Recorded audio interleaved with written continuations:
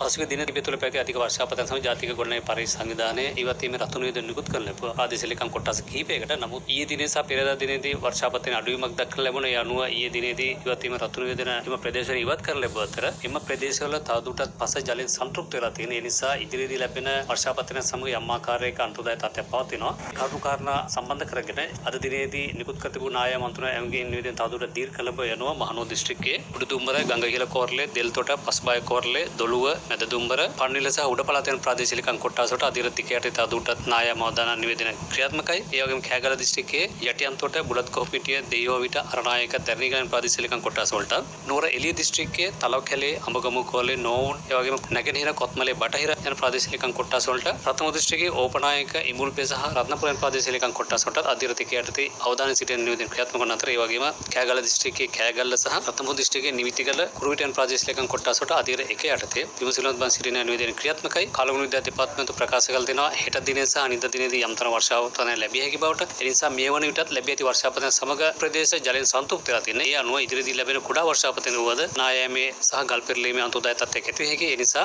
දිත්ත සුළුකුණාටුව සමගම ඇතිවෙච්ච අවදානම් සහිත ප්‍රදේශ නැවත සක්‍රිය වීමේ අවදානමක් පවතිනවා. ඒ නිසා ප්‍රදේශවල ජීවත් වෙන ජනතාවේ සම්බන්ධව සැලකිලිමත් විය යුතුයි. ඒ වගේම මෙම දිනවල පවතින අධික තීව්‍රතාවය යුතු වර්ෂාපතනත් එක්ක පස් කඳු සෝදාගෙන යෑමේ ගල් පෙරළීමේ අවදානම ඉතාමත්ම අවදාන සහගත තත්ත්වයක තියෙන්නේ. ඔබ මාර්ග භාවිත කරන ඒ සම්බන්ධ සැලකිලිමත් විය යුතුයි. විශේෂයෙන්ම එම අන්තර්ජාතික ස්ථානවල මාර්ග සංඥා සවි කරලා තියෙනවා. ඒ අනුව ක්‍රියාත්මක වන්න. ඒ වගේම ඔබ සිටින එළ මාර්ග දෙපස නම් ඒ වගේම ඔබ සිටින ප්‍රදේශයේ යම් ආකාරයක ගස් හැලවීමක්, විදුලි කණු හැලවීමක්, ඒ වගේම ටෙලිෆෝන් කණු හැදීමක්, හදිසියේ ජල උල්පත්මත් වීමක් ඔබ නිරීක්ෂණය එම ස්ථානවල ඉවත් වෙලා ඒ සම්බන්ධ ප්‍රදේශ ගාමන්දාරි මහතා ඒ වගේම ප්‍රාදේශීය ලේකම් කොට්ටාසේ ජාතික ගොඩනැගිලි පරිශ්‍රයේ දිස්ත්‍රික් කාර්ය දැනුවත් කළ අවශ්‍ය උපදෙස් අරගෙන ඒ අනුව ක්‍රියාත්මක වන සිල්ලා සිටිනවා. මේ පසුගිය දින කිහිපය තුළ පැවති වර්ෂාපතන සමග මේ වන විට කෑගල් දිස්ත්‍රික්කයේ සිද්ධි 15ක් වාර්තා වෙලා තිනවා. නුවර දිස්ත්‍රික්කයේ 4ක් ඒකම එකතු ගත්තොත් සිද්ධි 21ක් වාර්තා වෙලා තිනවා. ඊට අමතරව මරණ 5ක් අපිට වාර්තා වෙනවා නාවලපිට ප්‍රදේශ සහ ගිනිගත්තෙන් ප්‍රදේශයේ. ජාතික ගොඩනැගිලි පරිශ්‍රණ ආයතනයේ සතුව ස්වයංක්‍රීය වර්ෂමාන 330කට අධික ප්‍රමාණයක් මේ වන විට පවතිනවා. ඒ පද්ධතිය සහ ඊට අමතරව කාලගුණ දෙපාර්තමේන්තුව සතුව පවතින පද්ධතිය ඒ වගේම පරිමාර්ථ දෙපාර්තමේන්තුව සතුව පවතින සියලු පද්ධති අපි අධ්‍යයනය කරනවා. පැය 24 පුරාම